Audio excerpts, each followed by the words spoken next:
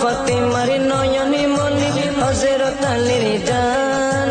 ইমামে হুসাইন শহীদ হলো কারবালার ময়দান। ইমামে হুসাইন শহীদ হলো কারবালার ময়দান। দয়ালি নবীর জবানে কারবালার বয়ানে, দয়ালি নবীর জবানে কারবালার বয়ানে আওলাদের রাসূল শহীদ হবে হাদিসে প্রমাণ। ইমামে হুসাইন শহীদ হলো কারবালার ময়দান। ইমামে হুসাইন শহীদ হলো কারবালার ময়দান।